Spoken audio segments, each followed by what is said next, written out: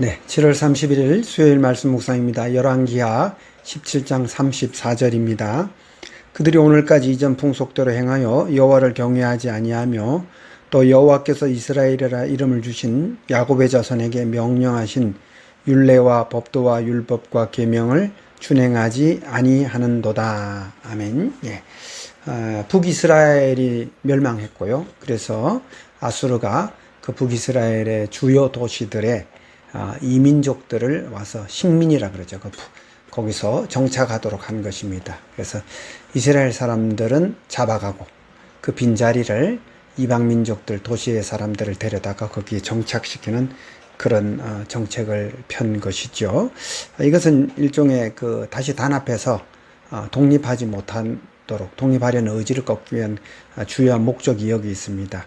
그런데 어쨌든 오늘 성경에서는 이런 것을 고사하고서라도 이들에 대해서 하나님께서 하나님을 경외하지 않았다라는 걸 지적하고 있는 것이고요. 또 하나는 이스라엘에 주신 율법과 계명을 준행하지 않았다라고 그렇게 말씀하시는 겁니다.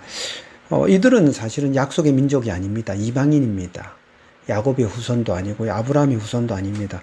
그런데도 오늘 성경은 분명하게 이들에게 요구한 것이 그들이 여호와를 경외하지 않았다라는 것, 그리고 이스라엘에게 즉 야곱의 후손들, 아브라함의 후손들에게 주신 율법과 계명을 준행하지 않았다라는 것이죠. 이들에게 율법과 준행을 약속하신 적이 없습니다. 그런데도 불구하고 이 두 가지를 강조하는 것이죠. 이것은 하나님께서 약속하셔서 이스라엘 백성들에게 주신 땅, 곧 가나안 땅이 이제 하나님의 땅입니다. 그러므로 그 땅에 들어온 이방 민족에게도 하나님의 말씀을 순종하면, 하나님을 섬기면 이스라엘과 같은 그런 대우죠. 그런 자격을 주어주겠다는 그런 약속인 것입니다. 그러므로 이방 민족들에게는 어찌 보면 거저 얻게 된 아주 놀라운 복이라고 할 수가 있겠죠.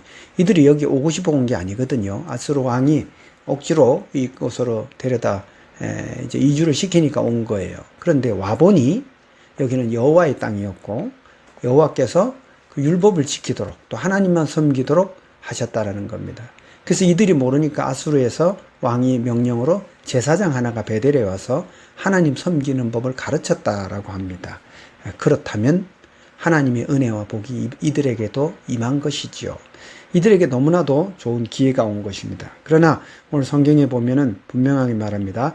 옛적에 이제 이스라엘 백성들에게 한 겁니다. 이스라엘에게 다른 신을 경배하지 말고 섬기지 말라고 하셨고 오직 여호와만 경배하라 하셨다. 여호와가 기록한 율법과 계명을 지키라고 하셨다. 그러면 그가 너희를 모든 원수의 손에서 건져내리라 하셨다라는 것이죠. 물론 결론적으로 이 여러 민족은 여호와도 경외하고 동시에 아로새긴 우상들로 섬겼다라는 아주 이런 결론에 내렸죠. 궁극적으로는 하나님을 제대로 섬기지 않은 것입니다. 성도 여러분, 우리는 이방이지만 하나님 섬기고 또 동시에 하나님의 아들인 예수 그리스도를 믿습니다. 그리고 그 아들의 명령에 순종하는 성도들인 것입니다. 그러므로 우리는 하나님의 자녀가 된 것입니다. 우리에게 주신 복이 적지 않습니다. 우리에게 얻은 기회가 놀라울 정도로 귀한 복입니다. 그러므로 하나님의 아들의 말씀과 우리 하나님의 말씀에 붙들고 또 그 말씀을 순종하고 이 복을 끝까지 붙들고 나아가시기 바랍니다. 감사합니다.